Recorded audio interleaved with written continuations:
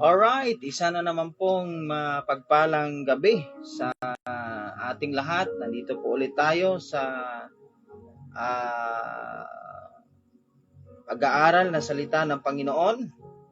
Muli po, ako ang inyong abang lingkod, Pastor Erwin Jan Rimos, Pastor of the Shepherds Independent Baptist Church, Manalimsim Puo, Kinubaan, Negros Occidental. At we are still in a series of lesson dito po sa 7 approaches and understanding the doctrine of biblical Trinitarianism. And tonight, we are going to talk about lesson number 4. Dito po tayo sa John chapter 4 verse 24. And tonight, we will be studying about the ability or attributes of God. Okay? The ability or attributes of God. Kung ano ba ang kakayanan ng Panginoong Diyos. At ano ang mga kakayanan na nagsisignify o nagpapatunay na kadyosan or ng deity. Alright, we'll go to John chapter 4 and we'll be reading verse number 24. Ganito po ang inyong mababasa sa salita ng Panginoon, John chapter 4, verse 24. The Bible says, God is a spirit, and they that worship Him must worship Him in spirit and in truth.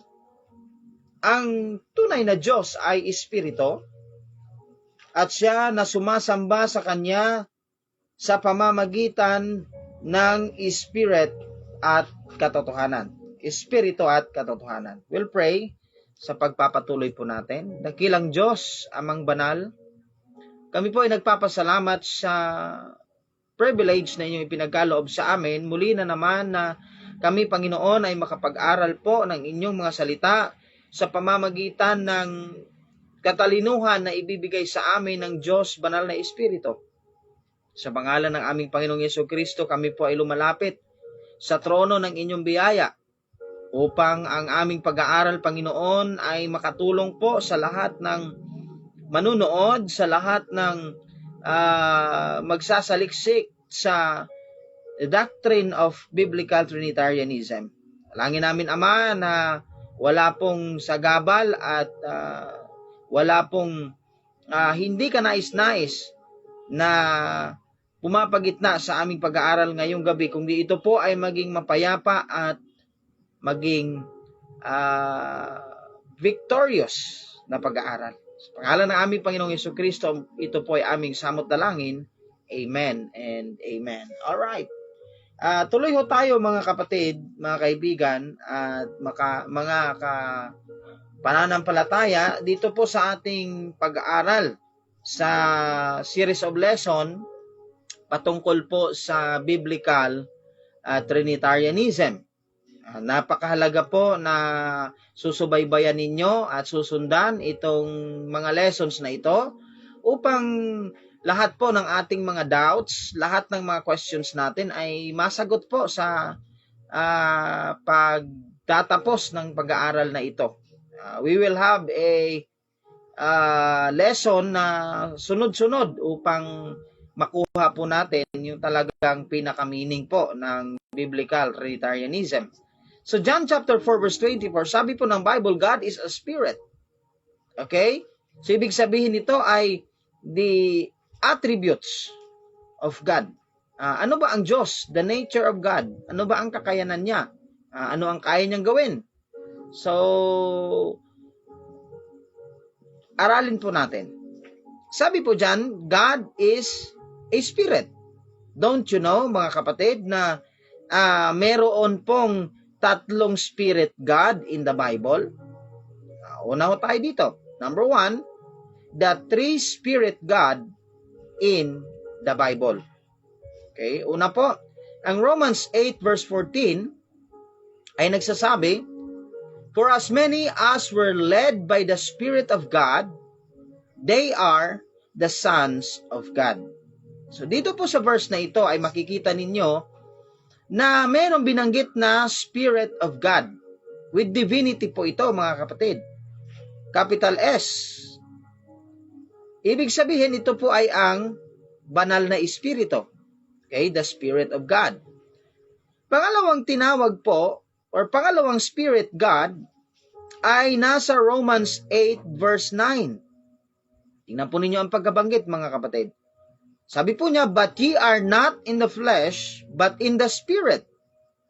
If so be that the Spirit of God dwell in you.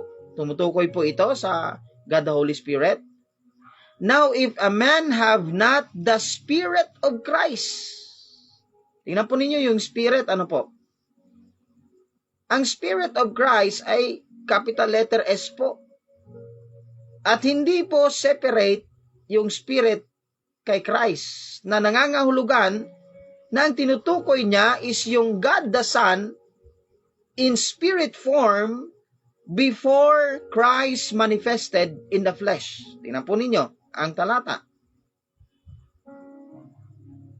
Now, if any man have not the Spirit of Christ, he is none of his. Okay, nandyan po yung Spirit of Christ. Ano po? Sino yung Spirit of Christ? Of course, ito po yung God the Son in spirit form.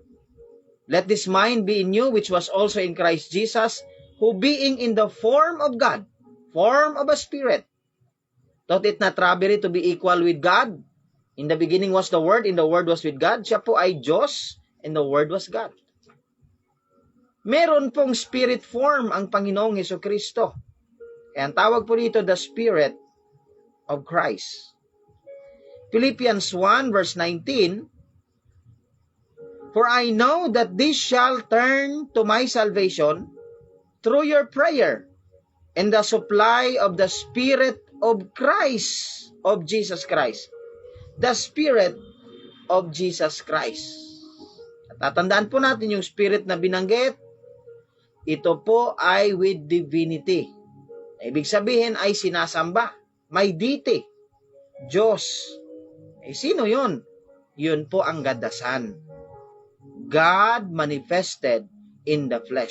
Ang tawag po doon, the Spirit of Jesus Christ. 1 Peter chapter 1, verse 11. Sabi po, 1 Peter chapter 1, verse 11, searching what or what manner of time the Spirit of Christ, which was in them, did signify, when it testified beforehand the suffering of Christ and the glory that should follow. Tingnan po ninyo sa verse. Binanggit ulit yung the Spirit of Christ.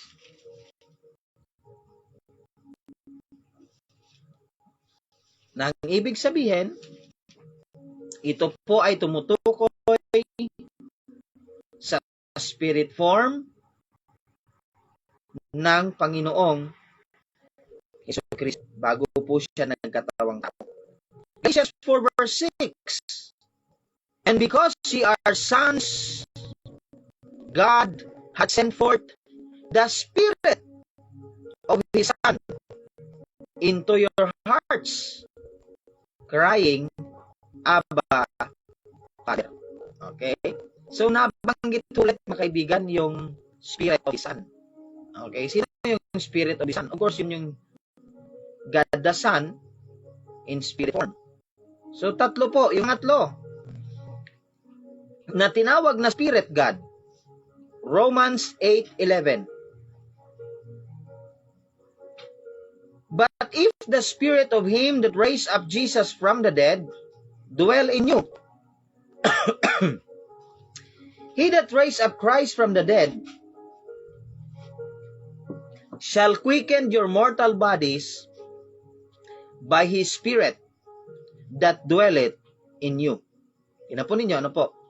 Tatlong spirit po ang binanggit dyan sa isang verse. But if the Spirit of Him that raised up Christ from the dead dwell in you, He that raised up Christ from the dead shall also quicken your mortal bodies by the Spirit that dwelleth in you. Yung Spirit that dwelleth in you, yun po ang Holy Spirit. Yung Spirit of Him that raised up Jesus Christ from the dead. Sino po yun? Yun po ay ang God the Father. According to Galatians 1 verse 1. Okay? Tingnan po ninyo, Galatians 1 verse 1. Paul, an apostle, not of men, neither by men, but by Jesus Christ and God the Father, who raised Him from the dead. Ayun, napakalinaw mga kapatid. So there are three Spirit God. So yung Holy Spirit, tinawag na the Spirit of God.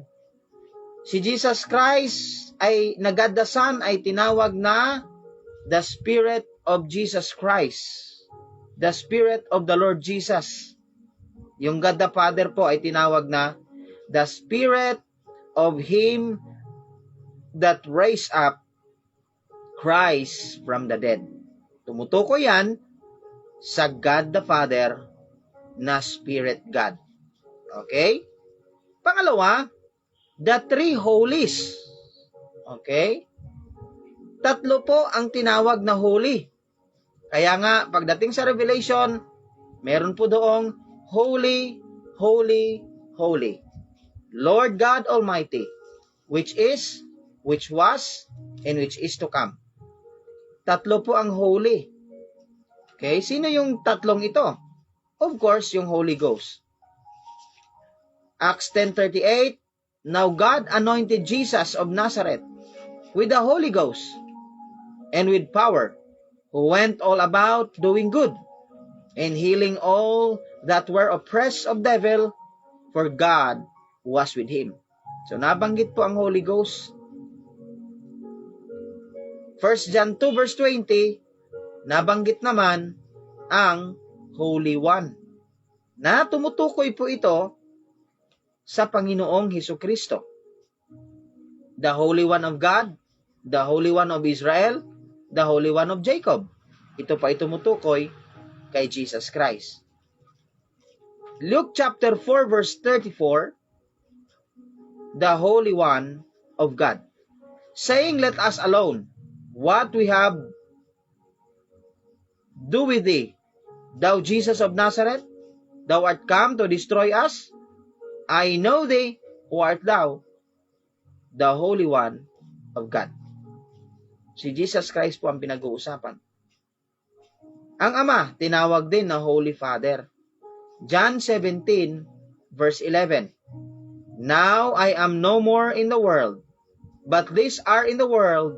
I come to thee, Holy Father. So tatlo po ang holy, mga kapatid.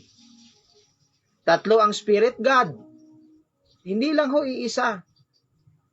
Doon sa tatlo, isa lang po yung nagkatawang tao. John 1:12, John 1:1, and John 1:14. In the beginning was the Word, and the Word was with God, and the Word was God, and the Word was made flesh and dwelt among us. Isa lang po sa tatlong Spirit God ang nagkatawang tao. Yan ay si Jesus Christ. So ang Ama ay hindi nagkatawang tao. Ang banal na Espiritu ay hindi rin nagkatawang tao, kundi si Jesus Christ ang nagkatawang tao. Pero tatlo po sila na Spirit God. Tatlo din sila na Holy. Tatlo din ang Almighty. Three Almighties. Sino po itong Almighty na ito? 2 Corinthians 6 verse 18. Napakahalaga mga kapatid na ang mga verses na aking sinasabi ay isulat po ninyo upang pwede nyo hong balikan at aralin maguli. Nang sa gayon, ang inyong pag-unawa sa Biblical Trinity or Biblical Trinitarianism ay maging malinaw.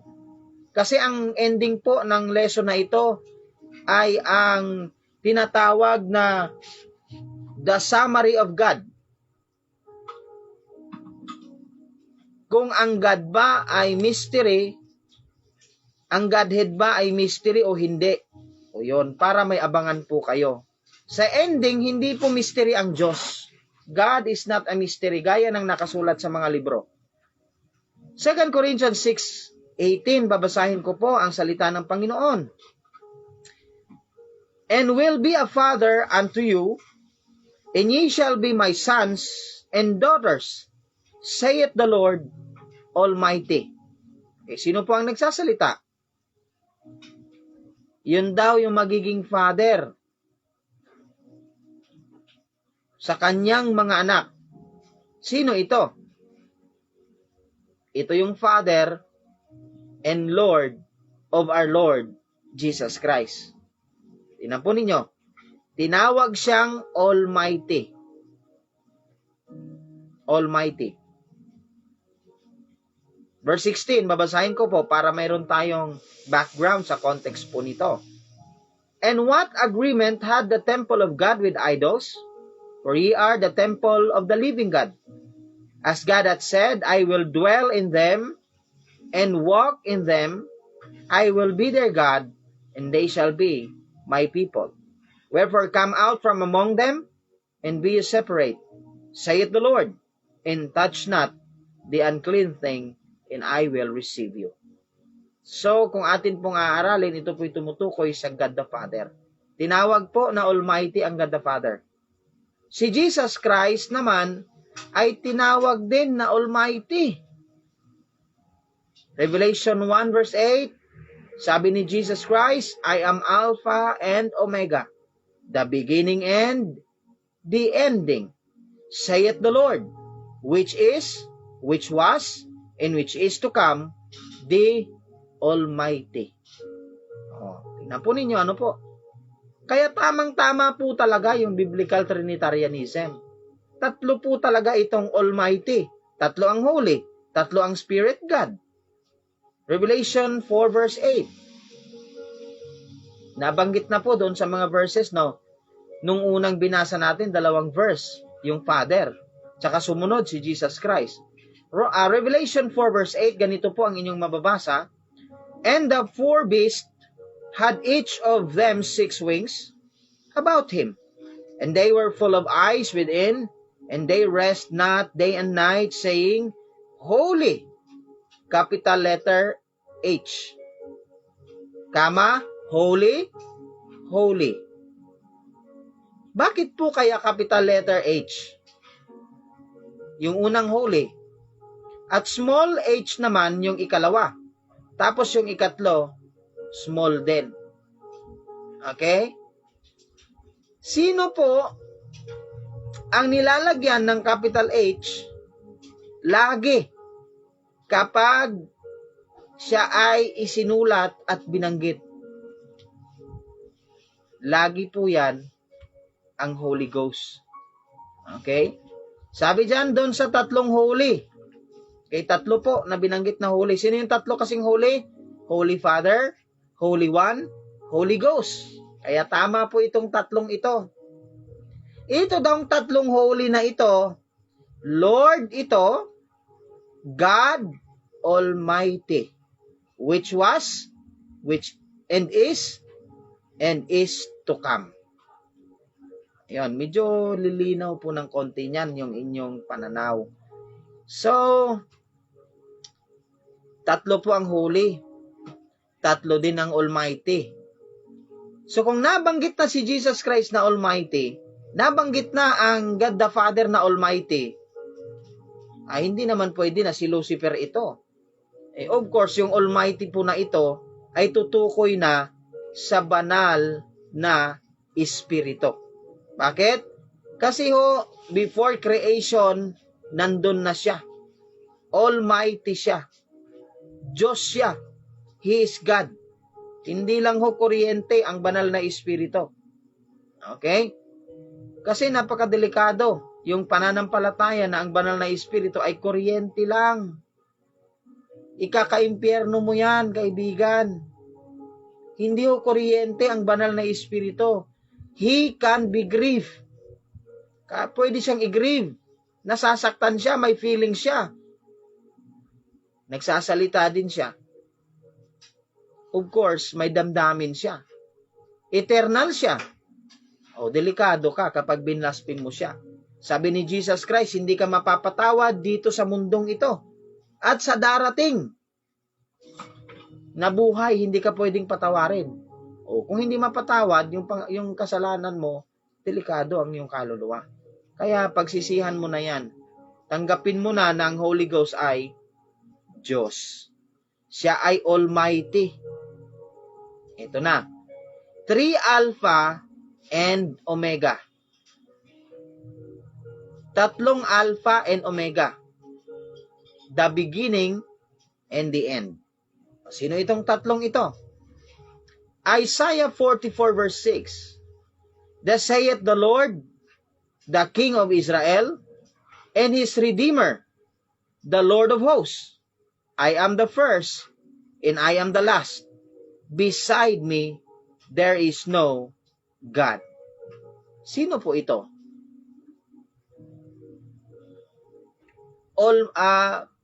Ito daw ay first and last. Okay? Alpha and Omega. Atin na po natin.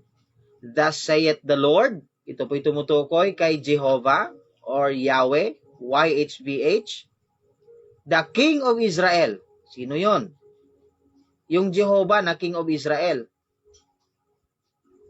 Yung servant king po yon. And his Redeemer. The Lord of hosts. O sino naman yung Lord of hosts? Yun po yung God the Father. Sabi niya, I am the first and I am the last. Beside me, there is no God. Okay, hindi po ito tumutukoy na yung God the Father lang yung God. Alam niyo po kung bakit? Kasi binanggit sa unang phrase, yung Lord na King of Israel. Binanggit sa baba yung Redeemer. Sino yung Redeemer? Yung Redeemer po ay si Jesus Christ. Tapos naman binanggit yung Lord of Hosts na siyang Alpha and Omega. Kasi nga, alam natin na yung God, Elohim, yung Lord at yung God, equals lang po yun. Magkapantay yun. Pag sinabing Lord ka, God ka. Pag sinabing God ka, Lord ka. Kaya nga sabi ng Psalm, the Lord said unto my Lord, yung Jehovah na God the Father, sinabi niya sa aking Adonai, na si Jesus Christ, Son, God the Son, umupo ka sa aking kanang kamay. O kung o di kaya sa aking kanan. So malinaw po yan sa mga Trinitarian. Yan po ay tumutukoy sa Father. Yung mga verses naman na tumutukoy sa kay Jesus Christ, ito po yun. Revelation 1 verse 8, I am Alpha and Omega, the beginning and the end, saith the Lord, which was, which is, and which is to come, the Almighty. Red letter po yan sa inyong Bible. Ibig sabihin, those are the words of the Lord Jesus. Verse 11, si Jesus Christ ulit, I am Alpha and Omega, the first and the last, and thou seest, write in a book, and send it unto the 7 churches which are in Asia, unto Ephesus, unto Smyrna, unto Pergamos, unto Thyatira, and unto Sardis, and unto Philadelphia, and unto Laodicea. So si Jesus Christ po yung tinutukoy na Alpha and Omega. Revelation 21 verse 6, and he said unto me, it is done, I am Alpha and Omega, the beginning and the end. I will give unto him that is athirst of the fountain of water freely. Sino po yan? Yan po ay si Jesus Christ. He that overcometh shall inherit all things, and I will be his God, and he shall be my son. Isa pa pong verse. Revelation 22 verse 13. Red letter ho ulit. I am Alpha and Omega, the beginning and the end, the first and the last. Kaya, Hindi ho pwede na si Jesus Christ ay hindi God. Kasi mas marami pa po siyang verse na tumutukoy sa kanya that He is eternal. He is Alpha and He is Omega. So, paano ho ito? Diyos po kasi na nagkatawang tao si Jesus Christ. Yung kanyang unang kalagayan in the spirit form, He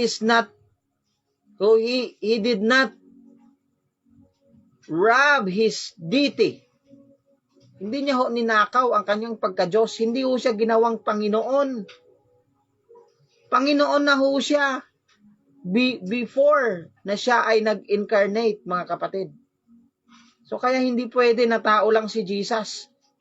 Kaya kung yan ang paniniwala mo, kung ito'y masumpungan mo, at makita mo yung video na ito, magsisi ka na. Repentance toward God. Acts 20:21.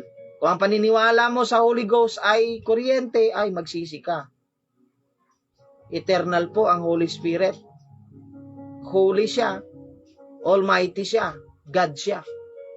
Kung ang paniniwala mo naman ay si Jesus ay tao lang na ginawa lang na Panginoon, renomote lang, ay naku po, magsisi ka. Kasi ikaka-impyerno mo yan, kapatid. Kaibigan.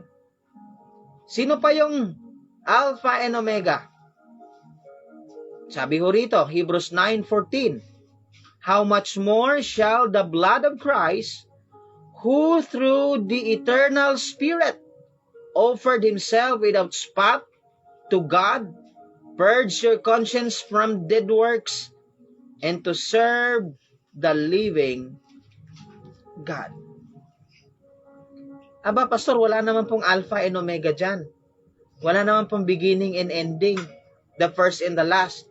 Pero meron pong eternal Spirit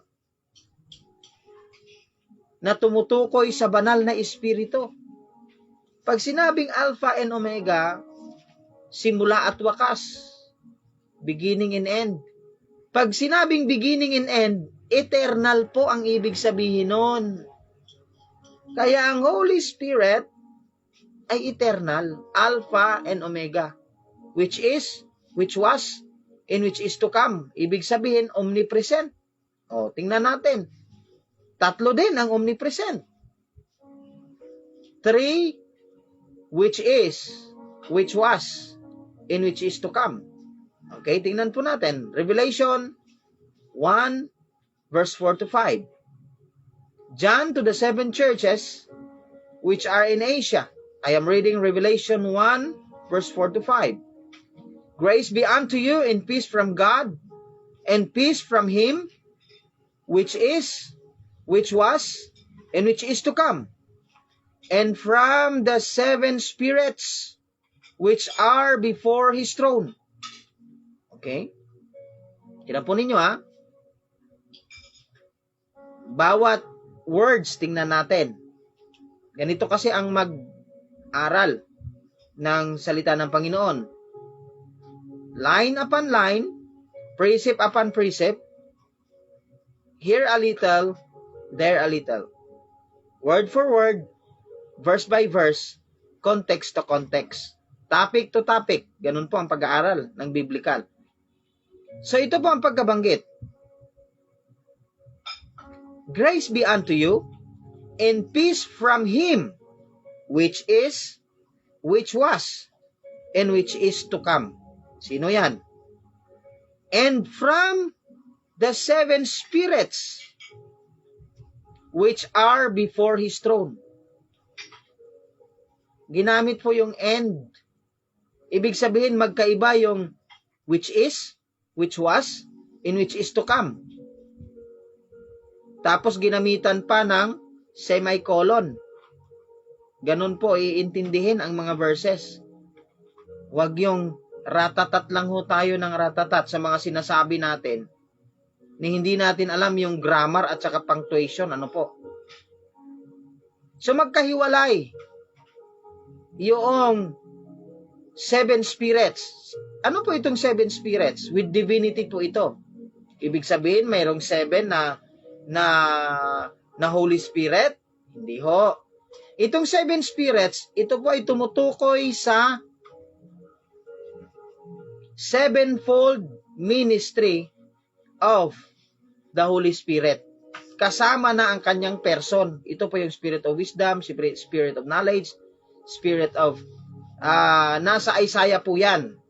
So yan po ang tinutukoy dyan sa 7 spirits na yan. So sino yan? Yan ang Holy Ghost.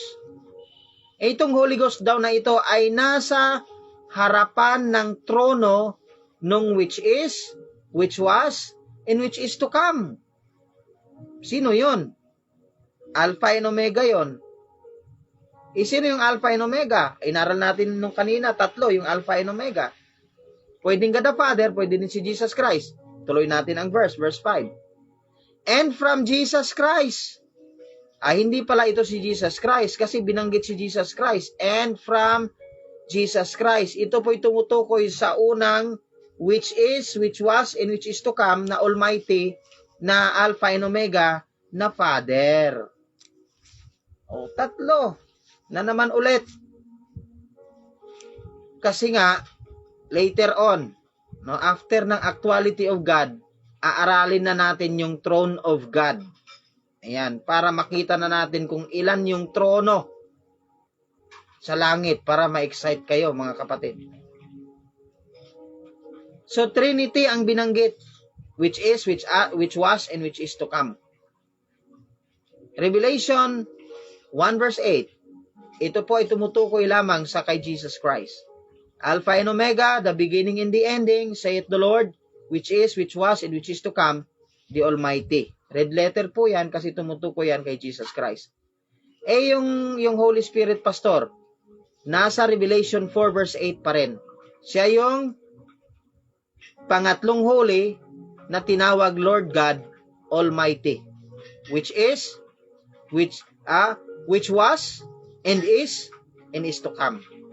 Ayan. So, malinaw. 3 po ang omnipresent. Siyempre, pag God ka, all-powerful ka. Pag all-powerful ka, omnipresent ka. Pag omnipresent ka, eternal ka. Kung 3 silang tinawag, bakit mo iniisa? Huwag mong iisahin. Nasa attributes pa lang po tayo at saka ability.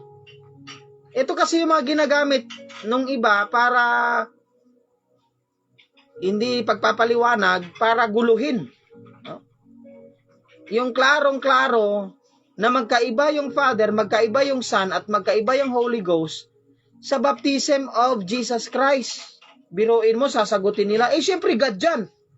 Pwede daw na nasa lupa siya, tapos pwede daw siyang maging kalapate, tapos pwede daw siya nasa langit. Hindi naman deity yung sinasabi mo. Ang sinasabi mo, ability. Na ability of God na pwede siya, omnipresent siya. Huwag mo yan gagamitin. Kung wanis ka, huwag mong gagamitin yan. Kasi hindi yan deity. Ang tawag dyan, ability, attributes.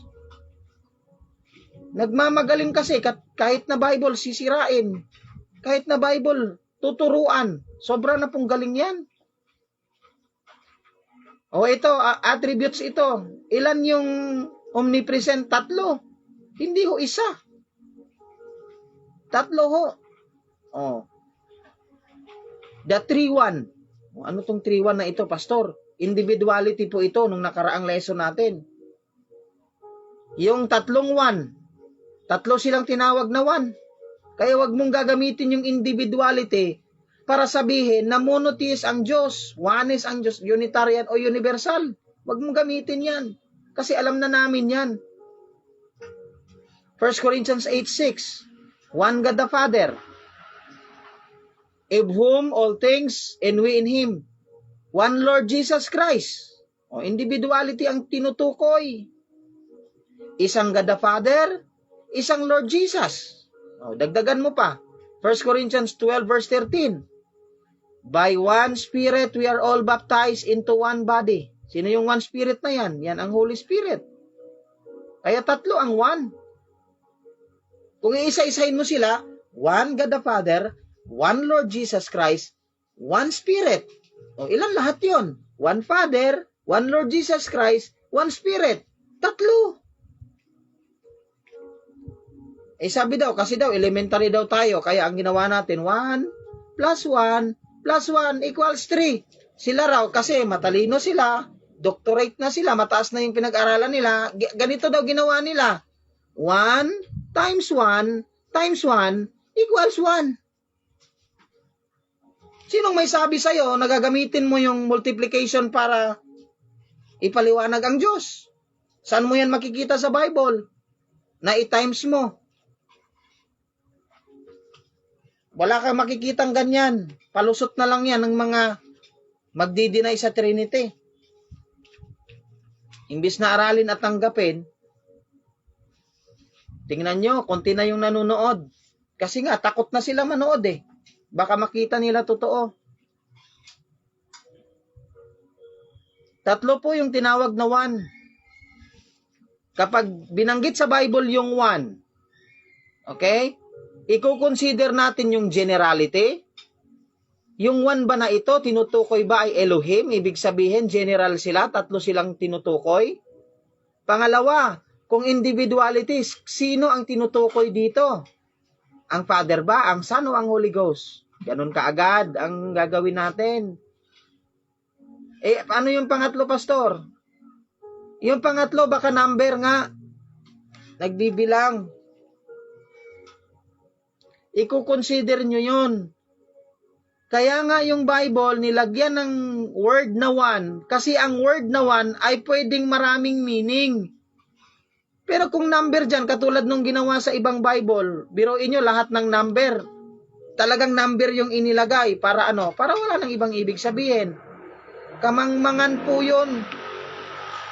Ay mga Bibles na nilagay nila lahat ng mga number. Halimbawa, yung 1, talagang nilagyan ng 1. Yung 2, talagang nilagyan ng number 2. O ano pang ibibining mo doon? Sa English grammar, mga kapatid, the word changes its meaning according to the use. Hindi naman purong grammar itong Bible. Biruin nyo, ginawa na, salita ng Diyos, tapos mali yung grammar, pwede ba yon? Perfect God siya, tapos mali yung grammar niya? Hindi pwede. Balik tayo. Pastor, iba naman yung Lord, iba yung God.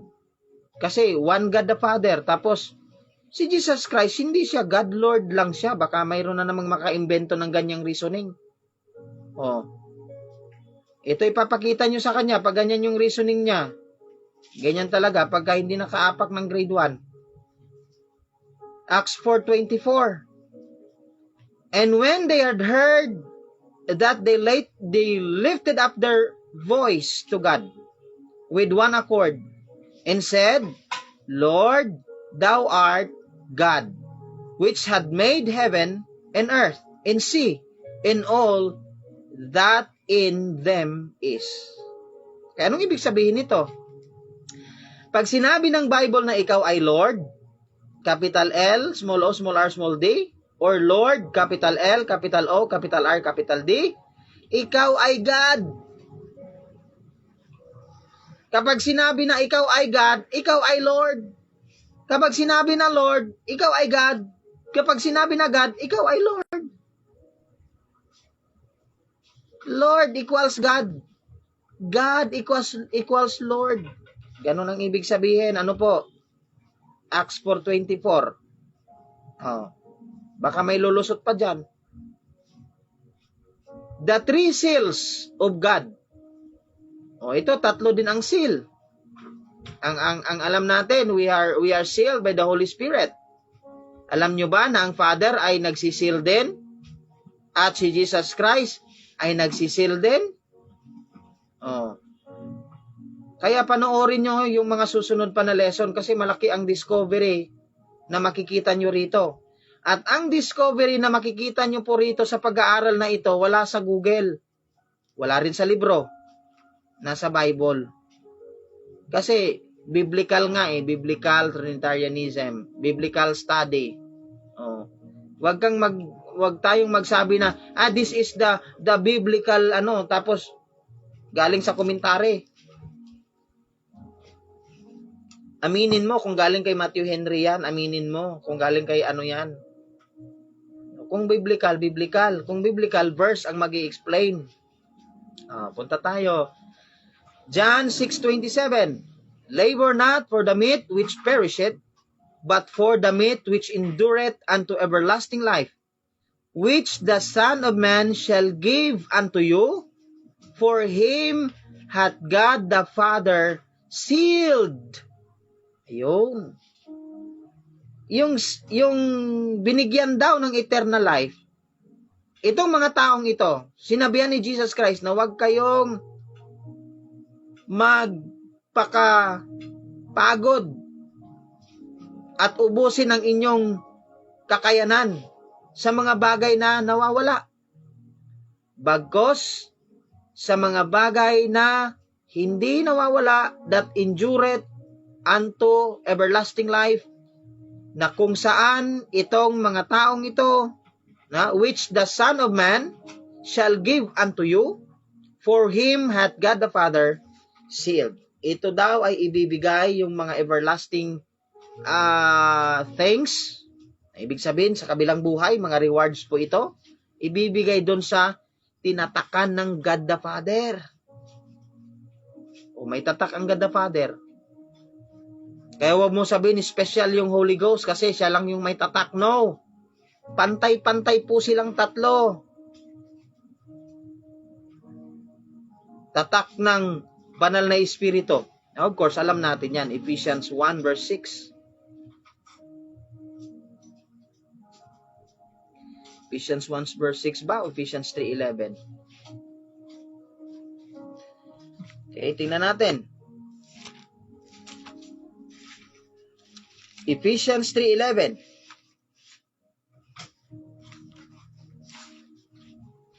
Parang namali ata yung tinype ko rito. 1:13. Okay, sabi niya, Ephesians 1:13, in whom ye also trusted, after that ye have heard the word of truth, the gospel of your salvation, in whom also after that ye have believed, ye were sealed with that the Holy Spirit of promise. O yun, pangalawa yun. Asa naman yung kay Jesus Christ? Of course, yung kay Jesus Christ, nasa 2 Corinthians 1:21 and 22. Okay? Now, he which established us with you in Christ, and hath anointed us is God, who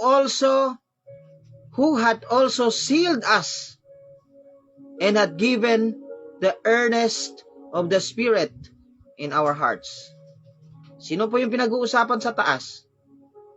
Now, he which established us with you in Christ, hath anointed us is God.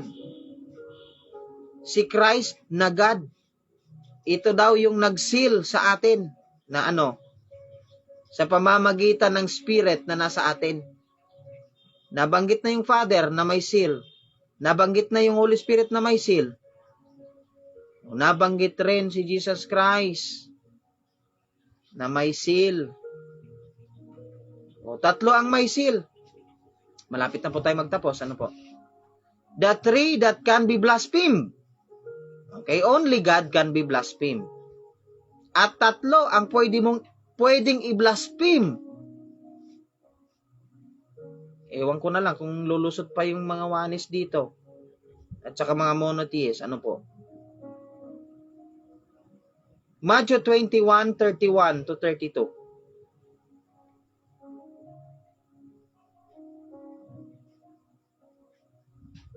Whether of them twain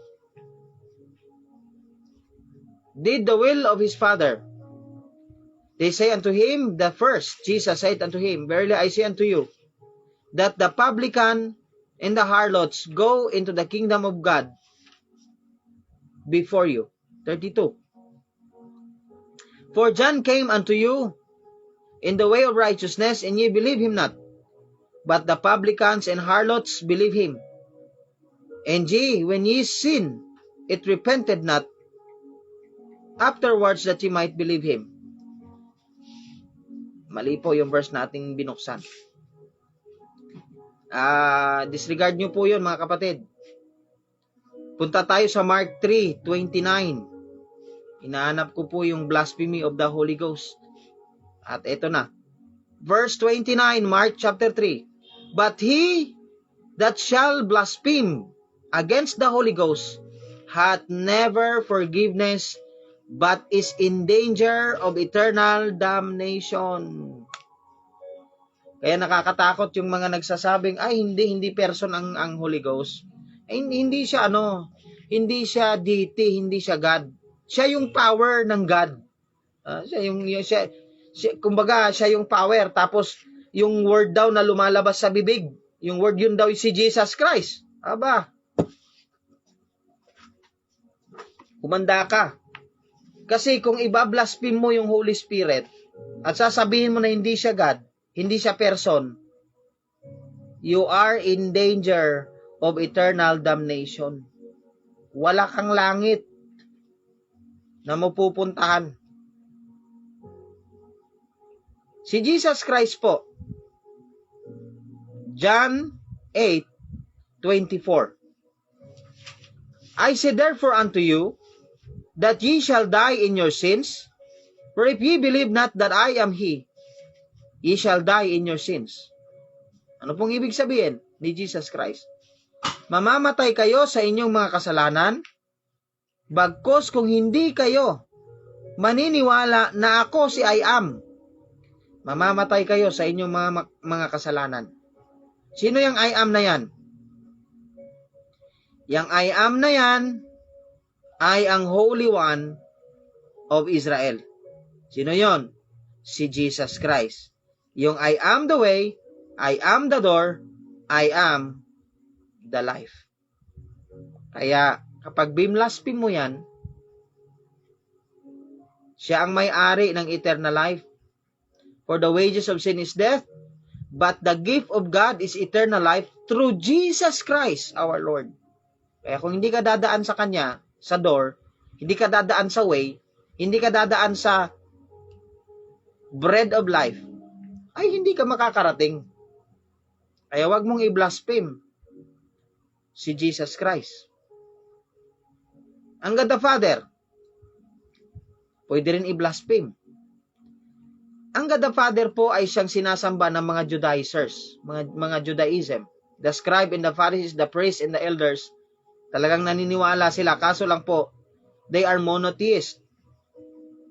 Bakit? Alam niyo po kung bakit? Kasi, iba yung pagkakaalam sa pagtanggap. Alam nila na ang God ay Elohim, alam nila na the Lord our God is one Lord. Pero nung dumating si Jesus Christ, ayaw kasi nilang tanggapin na yun na yung I am. Yun na yung Messiah. Kaya yung ginawa nila, pinako nila sa cross. Alam nyo ba kung ano ang kaso? Ang kaso po ay blasphemy. Blasphemy po ang kaso ni Jesus Christ. Kung aaralin nyo. Kasi blaspheme niya yung Father. Kasi sinasabi niya na siya yung anak. Siya yung God the Son. Isa lang yung kinikilala nila. Ayaw siyang tanggapin. Kaya yun ang kanyang krimen na ginawa. But Jesus held his peace. And the high priest answered and said unto him, I adjure thee by the living God, that thou tell us whether thou be the Christ, the Son of God. Ayun na. Nung ini-inquest na po siya, nung tinatanong na po siya, kung sino ba talaga siya.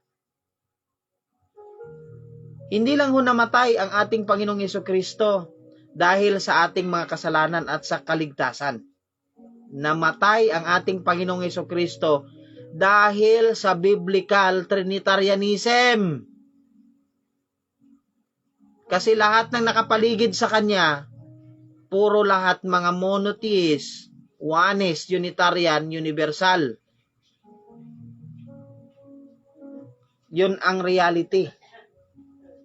Kaya kung sumama ka doon, delikado ka.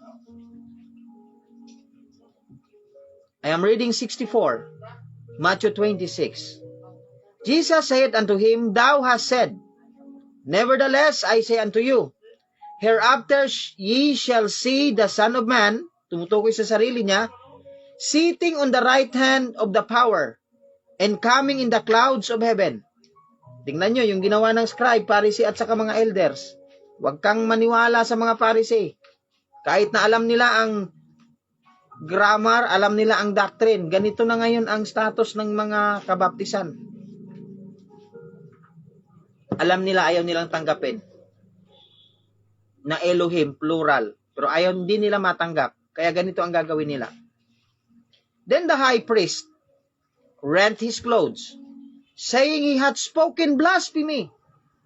What further need have we of witness? Behold, now ye have heard his blasphemy. Alam niyo yung sinasabi niya na ako yung gadasan, ako yung isinugo ng Ama, ako yung John 3:16, ako yung kasagutan, ako yung enmity between God and man, I am the mediator. Alam niyo kung ano yung ginawa ng mga matatalino? Alam niyo kung ano yung ginawa ng mga magaling sa salita ng Panginoon? Sinabihan siya na blasphemer.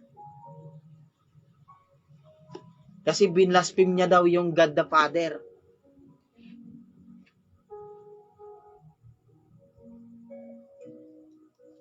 Kaya tatlo silang pwedeng i-blaspheme. Kaya kung tunay ka na Trinitarian, kahit buhay mo, itataya mo. Itataya mo yung buhay mo. Kung hindi ka tunay, sa pera pa lang, aatras ka na. Aatras ka dahil baka mawalan ka. Hindi o namatay ang Panginoon dahil sa kaligtasan lang. Kahit sa doctrinal issue, ipinaglaban ng Panginoong Jesucristo ang kanyang deity. Baka hindi nyo pa po napapansin yan, dapat mapansin na po natin. So, tatlo ang pwedeng i-blaspheme. Si Jesus Christ, ang Holy Ghost, at ang Father. The three giver of gifts.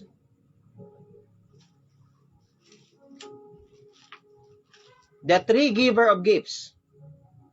Hebrews chapter 2 verse 4, God also bearing them witness, both with signs and wonders, and with diverse miracles, and gifts of the Holy Ghost, according to His own will. Sino po yung nagbibigay ng gifts na yan? Holy Ghost.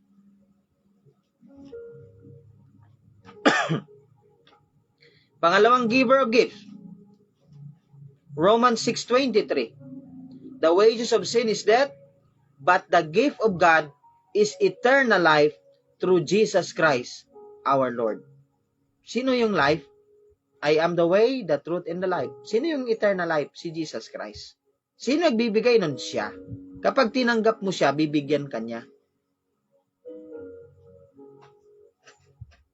Pangatlong giver of gifts, James 1:17. Every good gift and every perfect gift is from above, and cometh down from the Father of lights, in whom is no variableness, neither shadow of turning. Alam nyo, yung natatanggap nyo, hindi lang po yung nanggagaling sa God the Father. Kasi yung may-ari ng mundong ito, the earth is the Lord in the fullness thereof, God. Yung God na Lord, yung Lord na God, yung Trinity, yung Elohim. Kaya tatlo sila nagbibigay ng gift. Kaya wala kang i-deny sa kanilang tatlo. Pag meron kang i-deny, okay? Pag dalawa lang ang pinaniniwalaan mo, dualism ang tawag. Isang mataas, isang mababa. Arianism ang tawag. Kapag isa, monotheism. Kapag marami, polytheism. Kapag tatlo at walang unity, tritheism. kapag tatlo na nagkakaisa. Trinitarianism. Mahirap ho yung yung mismong term na ginagamit mo, hindi mo naintindihan. Kumbaga sabi mo, I am a Trinitarian. Pero yung ini-explain mo at saka utak mo, oneness at saka monotheism, mahirap ho yun. Kaya ikaw mismo nalilito ka. Tapos ngayon, kami na hindi nalilito, gusto mo sumunod at sumama sa'yo? Ay, wag naman. Buksan mo ang puso't isipan mo. Nasa last na ho tayo. Giver of gifts na po, ano po? Ito matindi. Okay? Ito'y patikim. The three that seated on the throne. Yung tatlo na nakaupo sa trono. Okay? Actually, mayroon tayong lesson na talagang the throne of God, ano po? Kaya isang verse lang yung babasahin ko para mayroon kayong aantayin sa susunod. Yung babasahin ko po is ang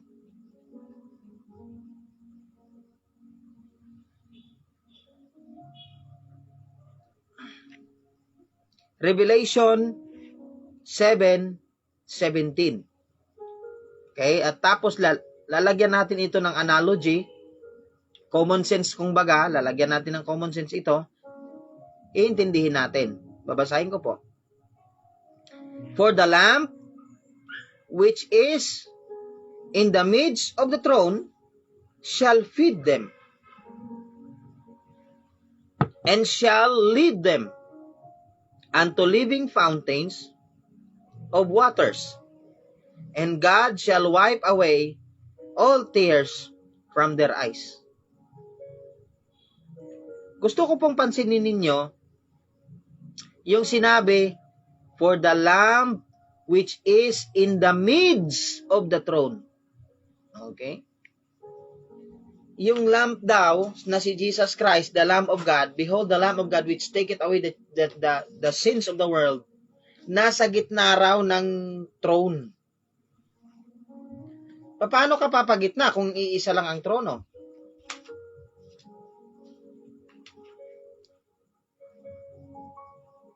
Paano mo sasabihin na ay si Jesus Christ nasa gitna ng trono kung iisa lang? Isa pa. Sabi ng Father, ito ang Father nakaupo sa trono niya. Sabi niya, but unto the Son he saith, thy throne, O God, is forever and ever. Sa right hand niya, sinabi niya, si Jesus Christ daw may trono din. Kung ang Father nandito, si Jesus Christ nasa right niya, tapos nasa gitna si Jesus Christ sa trono, saan yung Holy Ghost?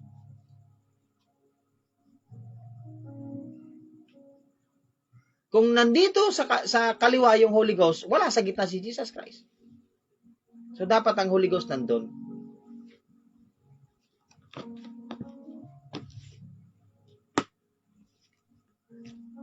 Matagal na ho na tanong ito. If God the Father has His throne, and Jesus Christ has had His own throne, kung ang Father ay may tronong sarili, si Jesus Christ may trono din, sarili niya. Kung isa lang ang Diyos, bakit dalawa ang trono?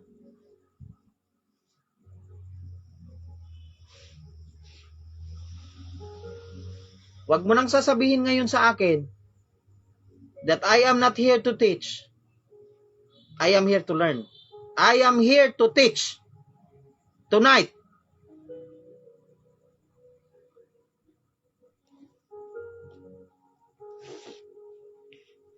Dapat lang na malaman ng mga mananampalataya ito. Kasi kung hindi nyo malalaman ito ngayon, baka maging huli na ang lahat. Kawawa kayo. Kaya, mas maganda na tanggapin na natin yung Biblical Trinity. Kasi hindi sapat na tayo po ay naniniwala. Hindi sapat yung one God na pinaniniwalaan natin. Tapos, kapag na-corner ka, sasabihin mo, mystery. Kasi pag tinanong ka, one God, okay, one God. Eh, sino yun? May God the Father, may God the Son, may God the Holy. Sino sa kanilang tatlo? Kapag hindi mo na kaya, sasabihin mo, hindi, one God in three person in one God. Triune God, ano ibig mo sabihin? Voltage 3, ano ibig mo sabihin? Kape, ano ibig mo sabihin? Itlog, ganun. Pag di mo na maintindihan, sabihin mo, mystery. Hindi mo mystery ang Godhead. Romans 1:20, tandaan nyo yan. Romans 1:20, hindi mystery ang Godhead.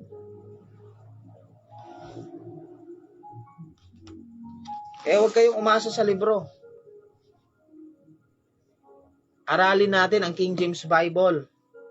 The inspired, pure Word of God. Okay? Patungkol sa inspired, pure Word of God, meron tayong another lesson po dyan.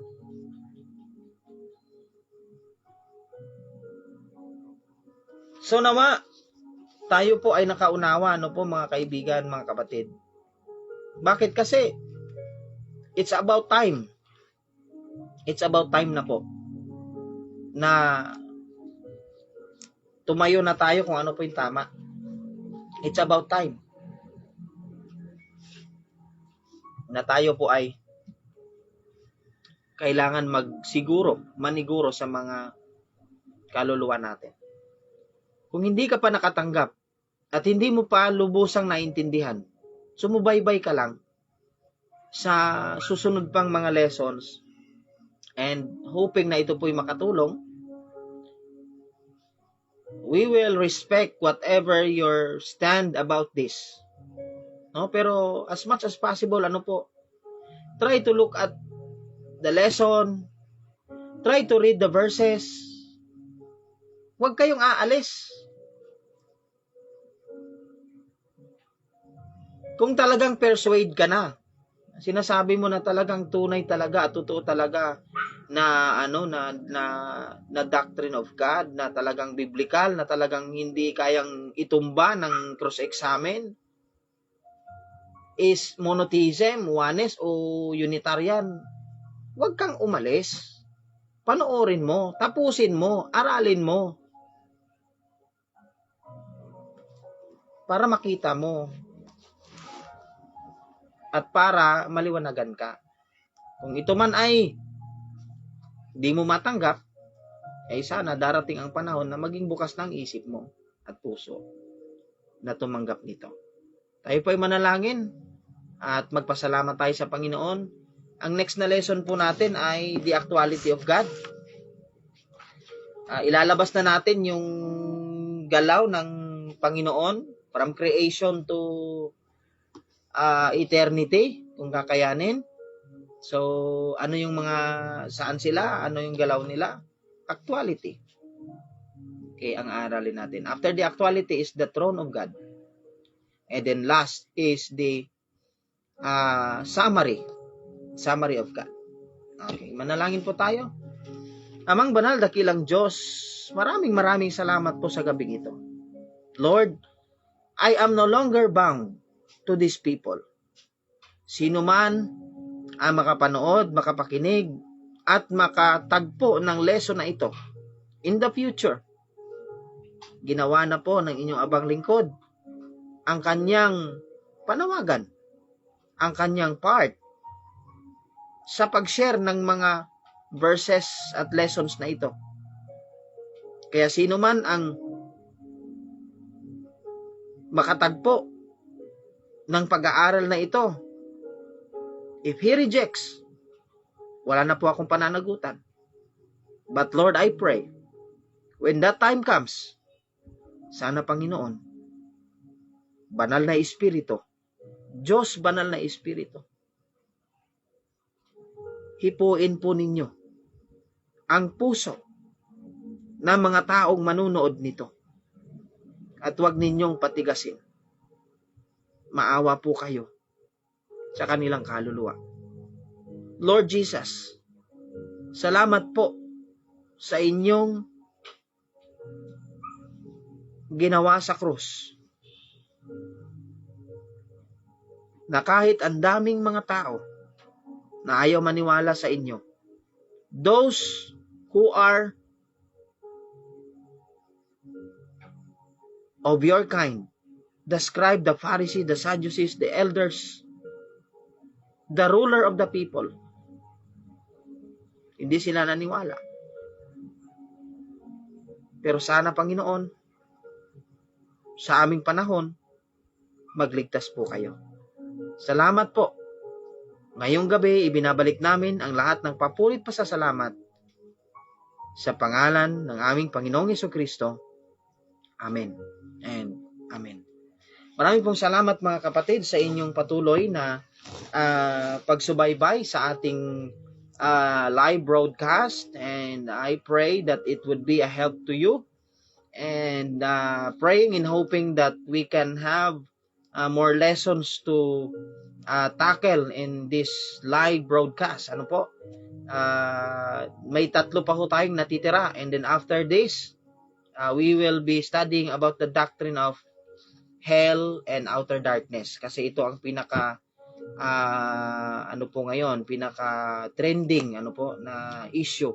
And then after that, we will be siguro studying, aralin natin yung the doctrine of the Bible, the 7 standpoint of the King James Bible, no? Kung bakit tayo po tumatayo that the King James is inspired, it is perfect, it is inspired by God, at bakit tayo po ay gumagamit ng King James 16:11. Maraming salamat po. Magandang gabi. If you have some questions, feel free to ask sa comment section, mga kapatid. And sa susunod, sasagutin natin sa ating broadcast ang inyong mga katanungan. Maraming po salamat. Magandang gabi at God bless po sa ating lahat. Maraming po salamat.